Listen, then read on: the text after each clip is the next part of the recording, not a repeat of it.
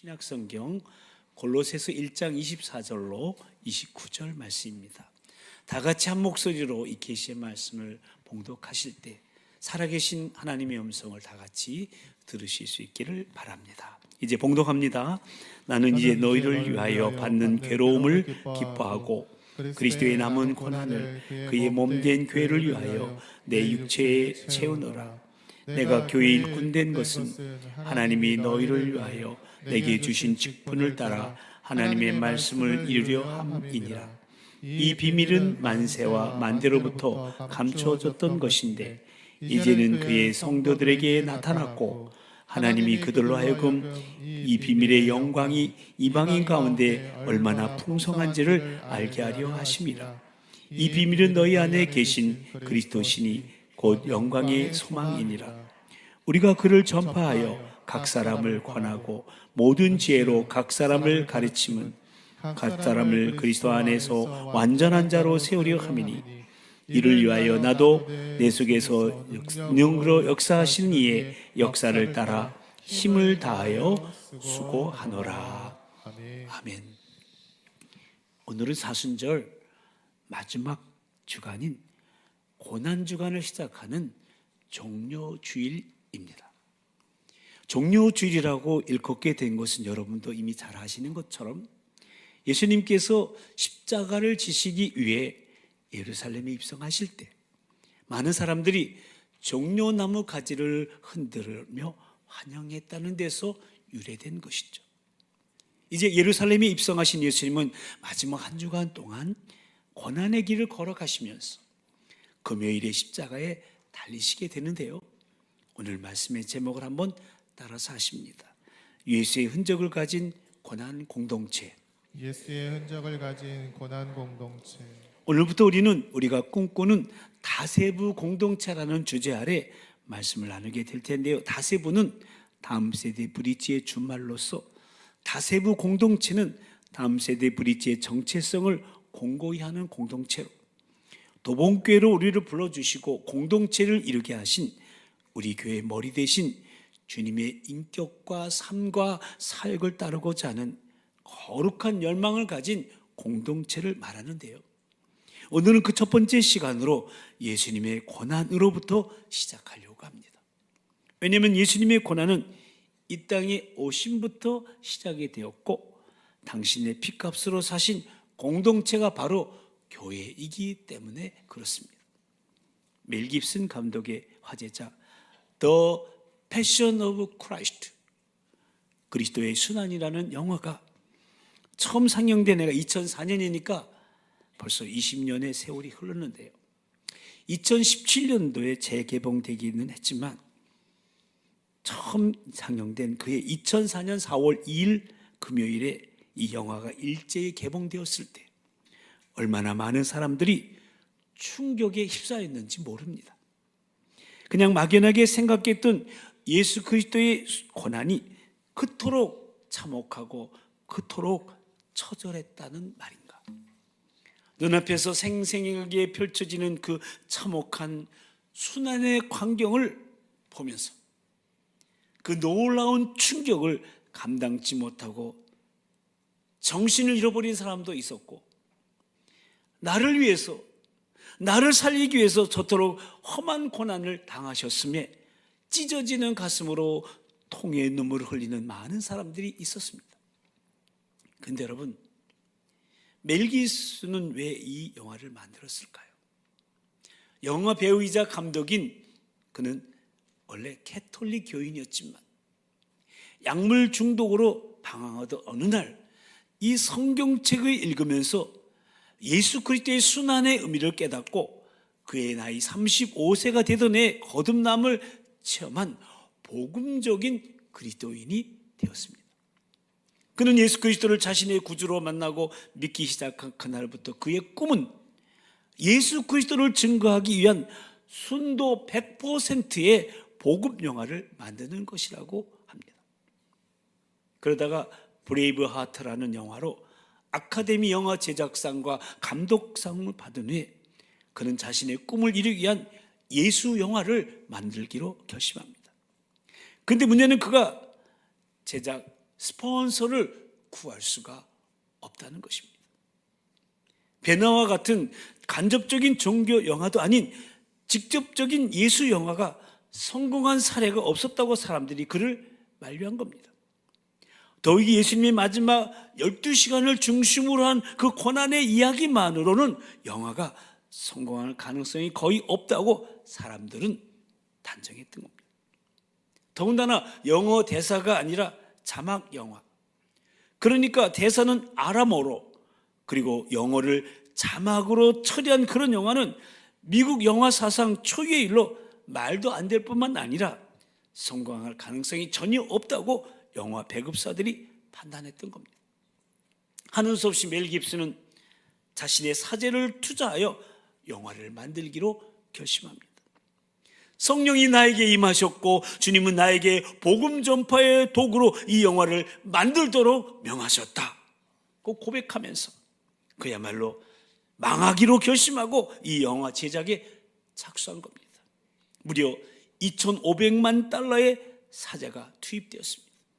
헐리우드에서는 공견연이 이제 멜 깁슨은 끝났다 소문이 나돌았습니다. 그런데 여러분, 영화가 개봉되는 첫날 2,360만 달러의 흥행 실적을 올림으로 제작 첫날 그가 투자했던 모든 제작비를 환수하는 놀라운 기적이 일어났습니다. 극장마다 붕괴가 일어난 거예요. 강도와 살인범들이 이 영화를 보고 회개하며 자수했고요. 타락했던 낙심자들이 다시 각성하고 교회로 돌아오기 시작했고, 믿지 않은 사람들이 주님께로 돌아오기 시작했습니다. 미국뿐만 아니라 남미에서, 호주에서, 심지어는 중동의 이슬람 국가들에서까지 회심의 기적들이 일어나서 영화사의 새로운 기적의 역사를 만들어냈던 겁니다. 사실 이슬람 국가들은 이 영화가 비록 예수 영화이지만 유태인들이 싫어한다는 소문을 듣고 영화를 상영하기로 결정했는데, 역사가 막상 영화가 개봉되자마자 기독교 개종자들이 속출하게 되니까 영화 상영을 중단해버리는 해프닝을 일으키기도 했습니다. 이렇게 이 영화는 회심의 기적들을 일으키면서 온 세계를 영화 한 편을 가지고 들끓게 만들었던 겁니다. 그러나 잘 아시는 대로 예수 순환의 이 영화는 처음부터 순환에 직면하게 되었는데, 가장 격렬한 순환은 유대인 단체들이 앞을 다투어 이 영화가 반유대적 정서를 자극한다고 영화 상영 반대 시위를 벌인 겁니다. 시사에 참석한 한 유대인 출신 기자가 영화 감상 후에 멜 깁슨 감독에 와서 이렇게 물었습니다. 멜 깁슨 감독, 당신은 정말 우리 유태인들이 예수를 죽인 장본인이라고 생각하십니까? 당신의 견해를 직접 듣고 싶소. 이 질문에 멜 깁슨은 이렇게 대답했다고 합니다. 당신들이 죽인 것이 아닙니다. 제가 그분을 죽였습니다. 저의 죄가 그분을 돌아가시게 했고, 저의 죄 때문에 그분이 이런 참혹한 고난을 받으셔야 했습니다. 이것이 바로 이 영화의 주제입니다. 그래서 이 영화의 첫 장면은 이사야서 53장 5절 말씀으로 시작되죠. 그가 찔림은 우리의 허물 때문이요 그가 상함은 우리의 죄악 때문이라. 그가 징계를 받음으로 우리는 평화를 누리고 그가 채찍에 맞음으로 우리는 나음을 받았도다. 아멘. 저도 제 안에도 이 영화를 보면서 십자가상의 고난만 아니라 그 이전에 예수님이 법정에서 체포되시면서부터 받기 시작하셨던 그 채찍의 고난이 얼마나 처절한 것이었는가를 온몸으로 실감할 수 있었는데요. 그리스도의 순환을 연구하는 학자들은 실제로 예수님께서 받으신 이 고난은 이 영화에서 묘사된 것보다 훨씬 더 심했다고 지적하고 있는데, 바로 이런 예수님의 고난의 결과로 저와 여러분이 죄와 형벌로부터 구원받고 교회라는 공동체가 탄생하게 된 거예요. 아멘. 그래서 신학자들은 교회를 가르쳐서 고난 공동체라고 부르는 겁니다. 근데 이렇게 교회를 고난 공동체라고 부르는 데는 이중적인 두 가지 의미가 있습니다. 하나는 예수님의 고난의 결과로 사람들이 구원받아 교회가 생겨났다는 것이고, 또 하나는 이제 더 많은 사람들이 구원받고 주께 돌아오기 위해서는 교회가 고난을 받아야 한다는 것입니다. 우리는 흔히 그리스도의 십자가 상의 고난으로 예수님의 고난이 끝났다라고 생각합니다. 그런데 오늘 본문 24절에서 바울은 그렇지 않다고, 그리스도의 고난은 아직 끝나지 않았다라고 말합니다. 함께 읽어보실까요? 나는 이제 너희를 위하여 받는 괴로움을 기뻐하고 그리스도의 남은 고난을 그의 몸된 교회를 위하여 내 육체에 채우노라. 여기서 바울은 그리스도의 남은 고난이라는 표현을 사용하고 있습니다. 무슨 말입니까? 여러분 한번 생각해 보세요. 예수님께서 사람들을 구원하시기 위해서 그렇게 고난을 받으신 것이라면 오늘날 아직도 구원받지 못한 수많은 사람들이 이 지구상에 존재하는 한 주님은 동일하게 가슴 아파하시면서 괴로워하시지 않겠습니까? 근데 교회는 바로 이런 잃어버린 영혼들을 구원하기 위해 주님께서 이 땅에 남기신 그리스도의 몸으로서의 공동체입니다. 그래서 그리스도의 몸인 교회가 영혼 구원의 사명을 다하기 위해서 고난을 받고 있는 한 주님께서는 아직도 당신의 고난이 끝나지 않은 것으로 간주하신다는 겁니다. 그것이 바로 그리스도의 남은 고난이라는 거예요. 마치 우리 부모님들이 자식을 기르고 그들을 이제 결혼시키게 됩니다.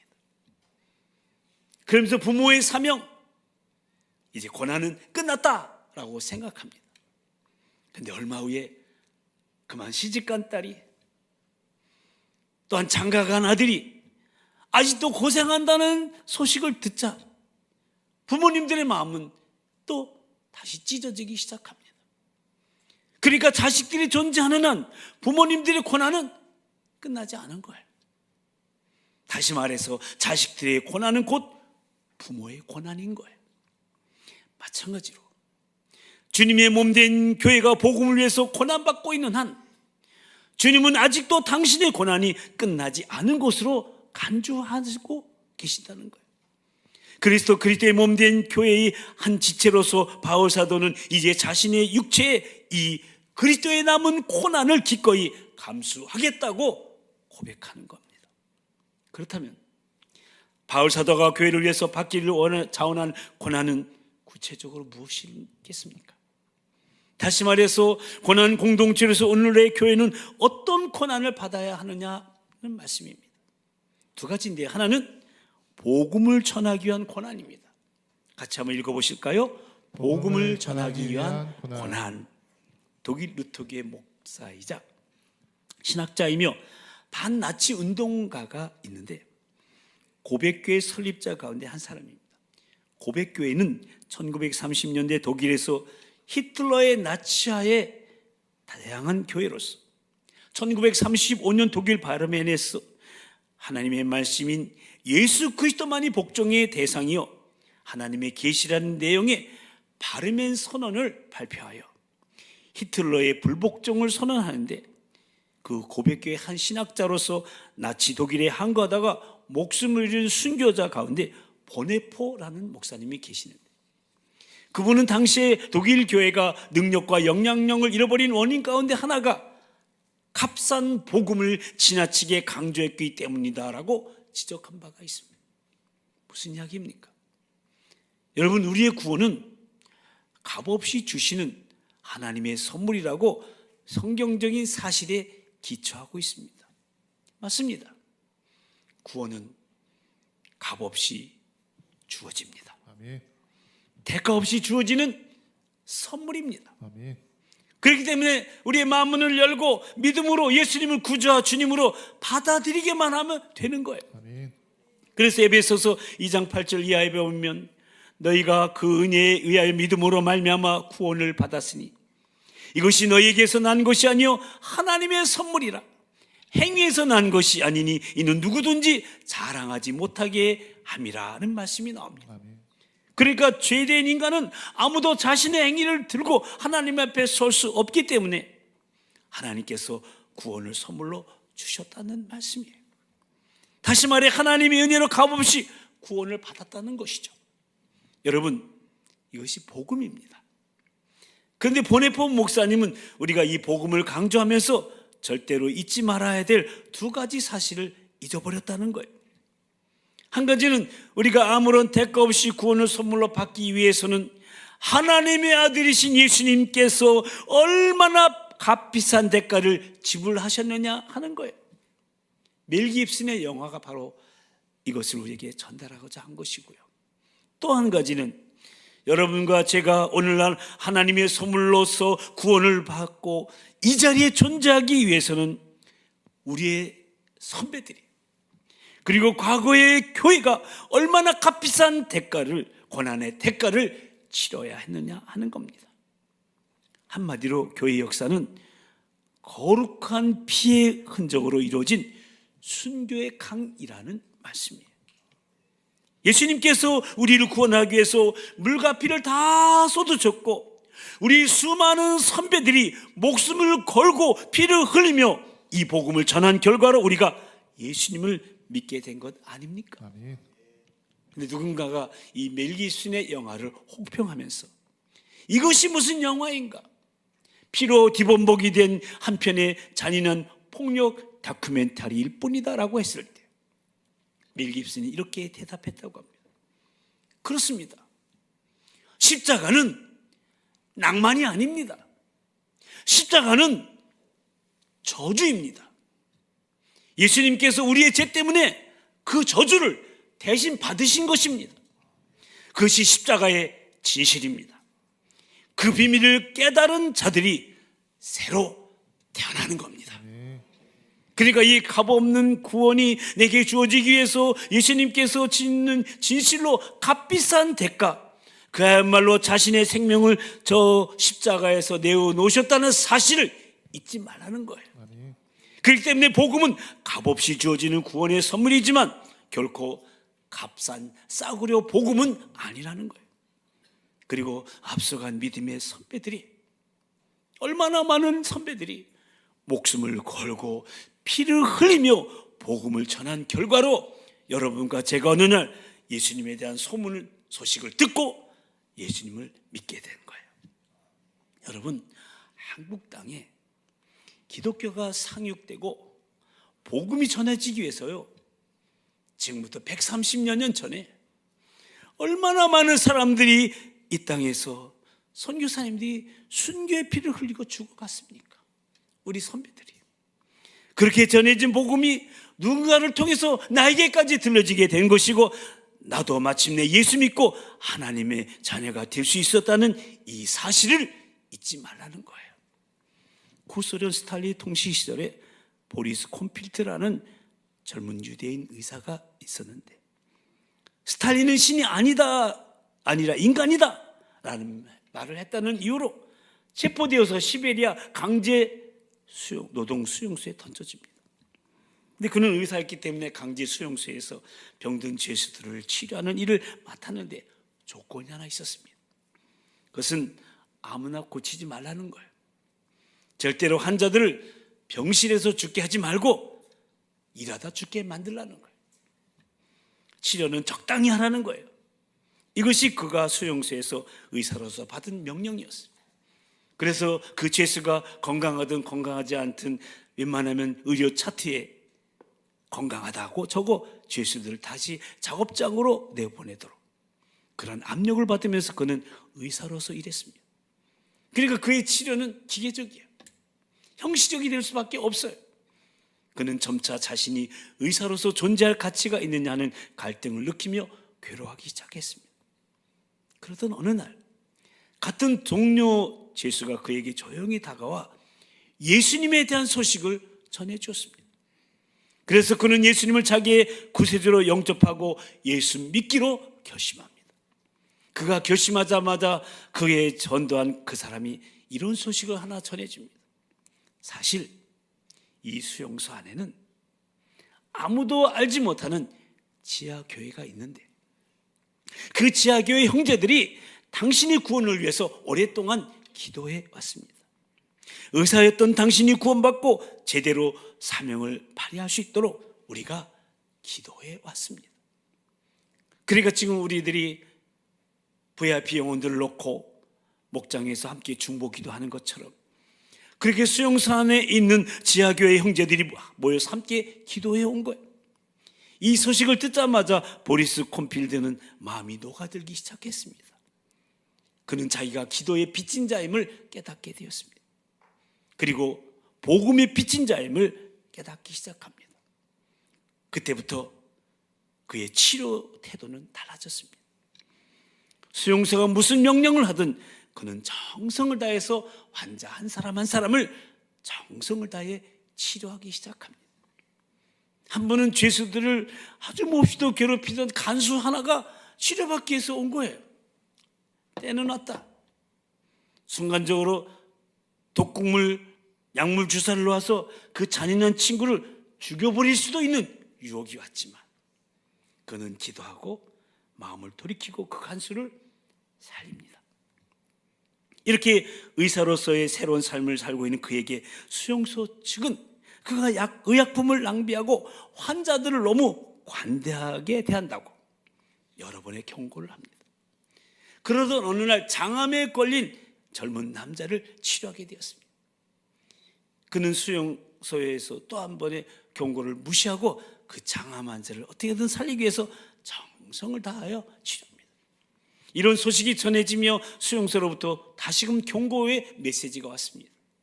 의약품을 낭비하지 말아라. 지나치게 치료하지 말아라. 내가 만약 사람을 계속 살린다면 내가 죽을 것이다. 그러나 그는 여전히 정성을 다해서 장암 환자를 치료합니다. 그러니까 치료를 받던 장암 환자가 오히려 묻습니다. 선생님, 저를 살려놓으시면 선생님이 죽어요. 근데 왜 이렇게 하십니까? 이때 보리스 콘필드가 대답합니다. 괜찮아요. 당신과 나를 살리기 위해 이미 죽으신 분이 있으니까요. 그분이 누구신데요? 라고 묻는 그 장암 환자의 귀에 보리스 콘필드가 말합니다. 그분의 이름은 바로 예수 그리스도이십니다. 아멘. 그분의 이름은 바로 예수 그리스도이십니다. 아멘. 라고 말해 주었어요. 일로 인해 이 장암 환자를 치료한 사건 때문에 그는 공개 처형을 당하게 되었습니다. 그리고 그가 공개 처형을 받던 날 자기를 살린 의사가 죽어간다는 그 소식을 들은 그에게 살림받은 이 젊은 장암 환자는 그 자리에 엎드려 흐느끼면서 이런 고백을 했습니다. 닥터 보리스, 이제는 내 차례입니다. 이제는 내가 그 사랑을, 그 생명을 전하겠습니다. 이 살림받은 장암 환자가 바로 그 유명한 이반 데이비소비치 하루의 작가로 노벨 문학상을 받은 알렉산더 솔제니친입니다. 2008년에 90세 일기로 하나님의 부르심을 받은 알렉산더 솔제니친, 그는 보리스라는 의사로 인해 구원받게 되었고 이 시대의 예언자적 그리스도인으로서 그의 사명을 다할 수 있게 되었던 겁니다. 그렇습니다. 이렇게 여러분과 제가 예수를 믿어 구원받아 복음 안에서 자유롭게 예배드리며 사명 가운데 살아갈 수 있게 된 것도 과거에 누군가가 또 교회 공동체가 복음을 전하기 위해서 희생과 고난을 감수할 수 있었기 때문이라면, 사랑하는 성도 여러분, 이제는 여러분과 제가, 우리 교회가 이렇게 고백할 차례가 아니겠습니까? 이제는 내 차례입니다.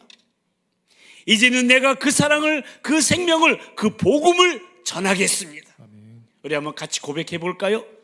이제는 내 차례입니다. 이제는 그 사랑, 그 생명을, 그 복음을 전하겠습니다. 근데 목소리가 전하기 싫은 것 같아요. 다시 한번 힘차게 고백해 볼까요? 시작. 이제는 내 차례입니다. 이제는 내가 그 사랑을, 그 생명을, 그 복음을 전하겠습니다. 아멘. 그렇습니다. 복음을 전하기 위해 기꺼이 고난을 받는 것, 그것이 그리스도의 남은 고난에 동참하는 바울 사대의 고백이요, 보리스 콘필드 박사의 고백이요, 알렉산더 솔제니친의 고백이요, 이제는 저와 여러분의 고백이요 우리 교회 공동체 고백이 되어야 할 것입니다. 아멘. 이 고백이 예수님의 고난을 묵상하는 이번 고난 주간에 저 여러분의 삶 가운데 우리 교회 공동체 사역 가운데 있게 되기를 주님의 이름으로 축원합니다. 아멘.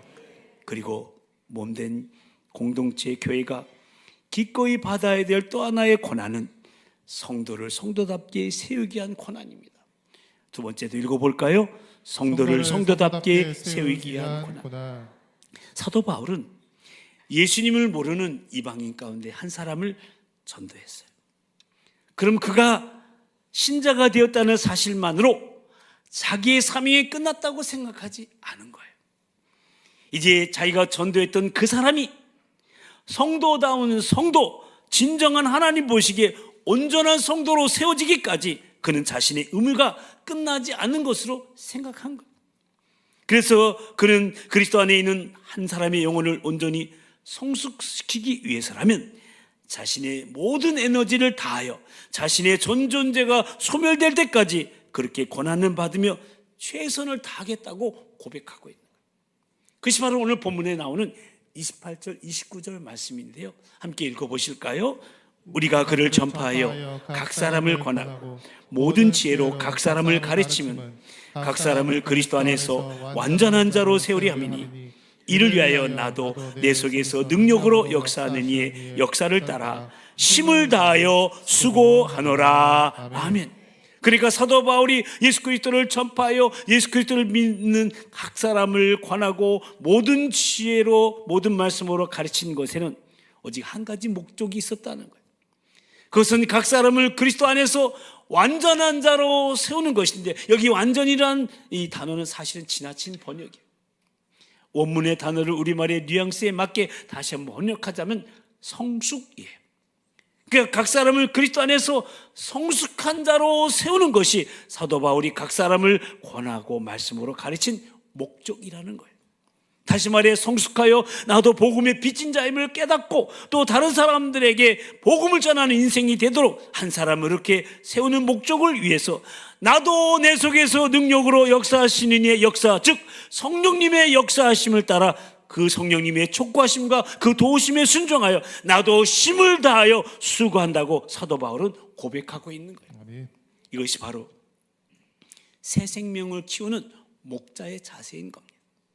이것이 또한 우리 부모님들이 우리 자녀들을 사람다운 사람으로 키우기 위해서 대가를 지불하며 수고하는 모습이 아닐까요? 우리 부모님들이 사람다운 사람으로 성숙할 때까지 여러분의 자녀들을 붙들고 씨름하고 눈물을 흘리며 또 애쓰고 그리고 마침내 그 고난의 대가를 지불하면서 내 사랑하는 자녀들이 건강한 인격으로 성숙하여 이 땅에 빛이 되고 소금이 되는 거룩한 영향력을 끼치는 건강한 리더가 된 것을 바라보는 부모님의 보람, 무엇에다 비교할 수 있겠습니까? 저는 이것이 바로 교회가 할 일이라고 생각합니다. 아멘. 한 사람 한 사람의 영혼을 그리스도 안에서 성숙한 리더로 키워내는 것, 아멘. 이 땅에 빛이 되고 소금이 될 수 있는 복음 전파자로 사람들을 키워가는 일, 그야말로 성도다운 성도로 세워가는 일, 이 일을 위해 고난을 감수해야 하는 것이 고난 공동체인 우리 교회의 마땅한 모습이 될 것입니다. 아멘. 미국의 옐로스톤 국립공원에는 로지폴이라는 특이한 상록수 종류의 소나무들이 자라고 있다고 합니다.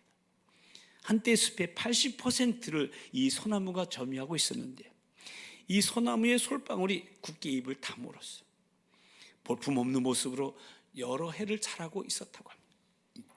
그런데 식물학자들 가운데는 그래서 이 볼품없는 소나무를 용도 폐기하는 것이 자연 경관에 더 좋지 않겠느냐고 그렇게 생각을 가진 사람도 있었고, 어떤 일은 더 이상 키우지 말다고 주장했다고 합니다. 그러나 공원 관리자들은 이 볼품없는 나무들에게 남다른 애정을 가지고 있었다고 합니다. 왜냐하면 이 소나무가 제공하는 신선한 영향력을 믿고 있었기 때문에. 그래서 그들은 오히려 이 소나무들을 소중히 여겨 정성스럽게 계속 갖고 갔습니다. 그러던 어느 날 이 공원에 큰 산불이 일어나 엄청난 피해를 초래하면서 공원을 초토화했을 때 놀라운 일이 일어난 것이었습니다. 이 로지폴 상록수 소나무의 솔방울들의 진액이 불로 녹아들면서 그 나무의 씨앗들의 발화를 촉진시킨 거예요. 그래서 여기저기서 소나무들이 자라나는 기적 같은 광경이 벌어졌어요. 뿐만 아니라 불을 견디고 살아남은 로지폴 소나무는 산불에 강한 자극을 받고 닫혀있던 솔방울들이 입을 열기 시작했어요. 그래 아름답게 열린 솔방울들이 폐허가 된 이 공원의 부활의 데코레이션이 되어질 수가 있었다는 거예요. 이 로지폴 소나무 덕분으로 옐로스톤 공원은 재건의 희망을 가지게 되었고, 이 소나무를 키워온 공원 관리자들은 그동안 생명의 가능성을 믿고 투자해온 보람을 보상받는 기쁨을 누리게 된 겁니다. 사랑하는 성도 여러분, 저는 그것이 오늘의 교회와 우리 가정이 해야 할 일이라고 생각합니다. 시대가 어둡습니다. 나라 사정이 어둡습니다. 그렇다고 우리가 시대와 나라를 탓하고 있어서만은 아무런 변화도 또 보람도 기대할 수 없는 거예요. 오히려 우리 가정과 교회에서 예수 부활의 생명을 꽃피워낼 수 있는 생명력 있는 로지폴 상록수 소나무처럼 자녀와 지도자들을 그렇게 키워내야 되지 않겠습니까?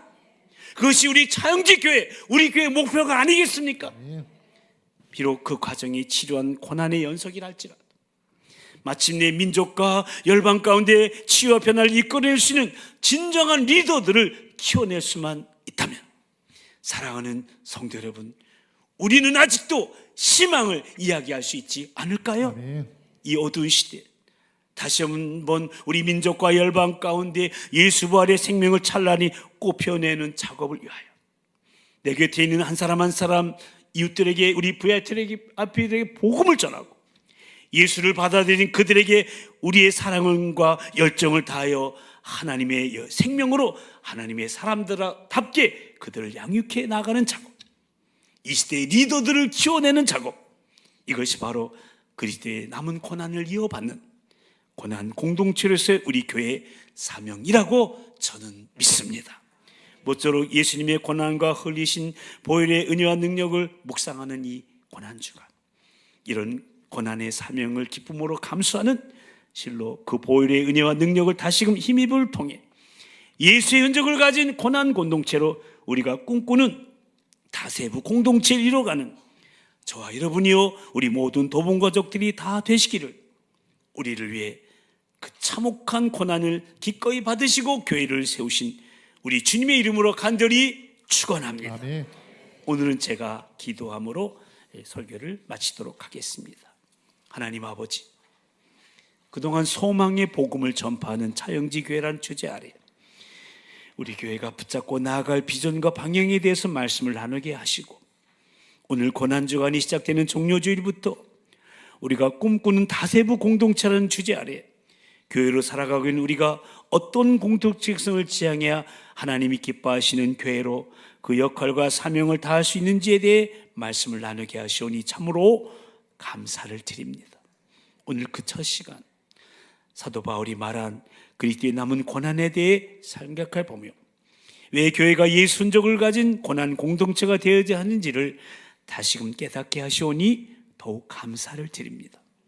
모쪼록 이 어두운 세상에 유일한 복음, 유일한 희망이신 예수 그리스도를 우리에게 보내주셔서 그분을 붙들고 살게 하심에 늘 감사하면서, 주님이 나를 위하여 그 참혹한 십자가의 고난을 받으셨다면 우리가 주를 위해서 지불하는 그 어떤 고난의 대가도 지나친 것이 아님을 잊지 않게 하시고, 우리의 수고로 우리의 헌신으로 로지폴 상록수처럼 아름답고 싱싱한 생명체들이 자라날 수 있음을 소망하면서 한 생명을 하나님의 사람으로 바로 세우기 위해서 사도 바울처럼 고난을 기쁨으로 감수하고자 솔제니처럼 이처럼 내 차례임을 인식하면서 진정 고난 공동체의 사명을 다할 수 있도록 성령님 우리 부서를, 우리 기관을, 우리 목장을 붙드시고 인도하여 주시옵소서.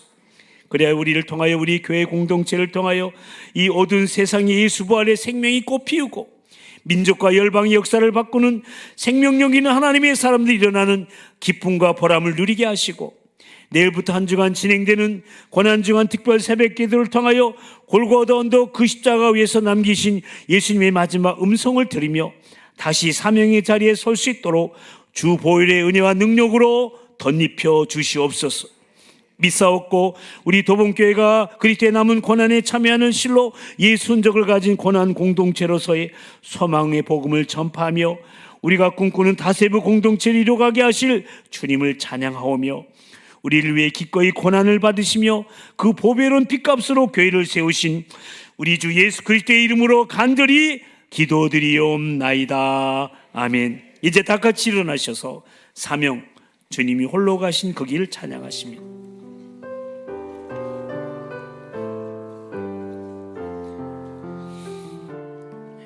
주님이 홀로 가신 그 길, 주님이 홀로 가신 그 길, 나도 따라가오. 모든 물과 피를 흘리신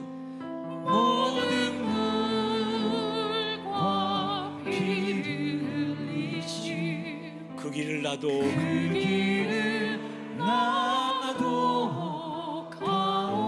험한 산도 나는 괜찮소.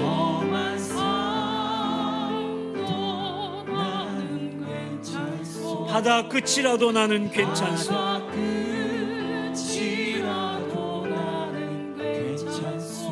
죽어가는 저들을 위해 나를 버리길 바라오.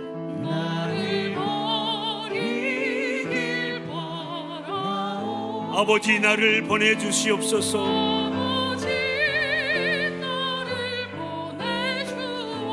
나는 달려가겠습니다.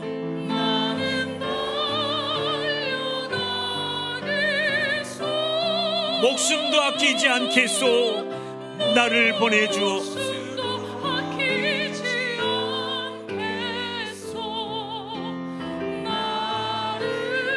우리 옆에 사람을 축복하며 세상이 나를 미워해도 옆에 사람을 축복합니다. 나는 사랑하겠소.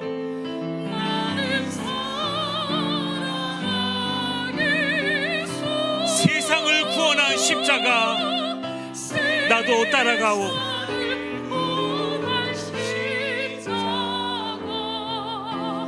나도 우리 양손을 높이 들고 생명을 버리면서까지 나를 사랑한 당신,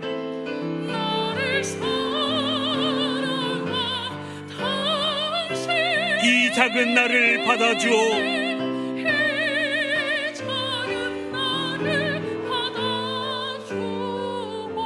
나도 사랑하오. 나도 사랑하오. 나도 사랑하오. 박수로 주님께 영광 돌리겠습니다. 이제는 당신의 핏값으로 교회를 세우시고 중보하시며 다스리시는 우리 교회 머리이신 우리 주 예수 그리스도의 그 크신 구속의 은혜와 교회를 세우시기 위하여 당신의 아들을 십자가에 기꺼이 내어주신 하나님 아버지의 그 극진하신 사랑하심과 지금도 교회 가운데 함께 하시며 교회의 사명 앞에 하나 되게 하시는 성령님의 역사하심과 교통하심이 우리가 꿈꾸는 다세브 공동체를 이뤄가기 위하여 그리스도의 남은 고난을 기꺼이 감수하는 실로 예수 흔적을 가진 고난 공동체로서의 사명과 역할을 다하기로 다짐하며 고난 주간의 삶을 예배로 시작하는 사랑하는 우리 모든 도봉 가족들 위해, 특히 우리 미래인 다음 세대 위해, 그리고 복음의 은총을 함께 누리게 될 도봉교회 미래의 성도들 위해, 내일부터 시작되는 고난 주간 특세 위해 이제부터 영원토록 함께하여 주옵시기를 간절히 축원하옵나이다. 아멘.